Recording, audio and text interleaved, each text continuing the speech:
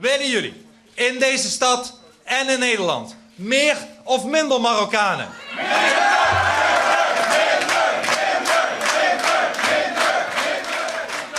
Dan gaan we dat regelen.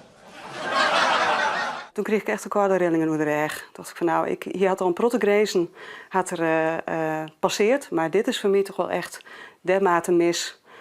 Dit wil ik als burger net om mijn kant gaan letten. Verschrijfster Jannie van der Molen van de Kniepen wie de taarspraak van Wilders reden voor het waan van ONJefte. Ja, dit is volgens mij jouw krek wat meer stevig giet. En ik hoop dat een hele protemees het waan zullen. Dat we daarmee een juridische uitspraak uitlokken kunnen. En een signaal aan kunnen naar de Marokkaanse gemeenschap. Niks.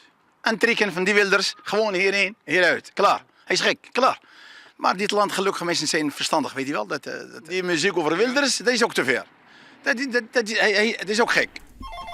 Bij antidiscriminatiebureau Toomba in Ljouwert binnen ek verskate reacties binnenkwamen. De middagdiscriminatiemeldpunt Toomba spreekt Mirka Tallowitz. We hebben 11 meldingen binnengekregen van mensen die heel ongerust zijn en zich door de uitspraken onveilig voelen. En van die 11 meldingen zijn het 5 die ook aangifte bij de politie willen doen. De Frieske PVV-voorman Otto van der Galien weegt hem net on een duidelijke stellingname in de kwestie.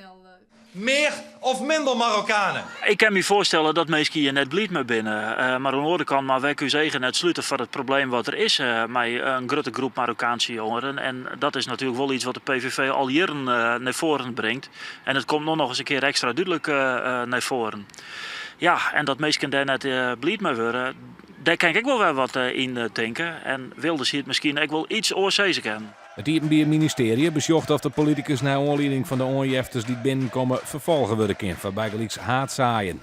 In 2011 nog roen een rechtszaak tegen Wilders op neert uit. Ik ben heel benieuwd wat de rechter er deze keer van zal zeggen. Zou u aangifte doen voor discriminatie? Hoeven niet. Nee.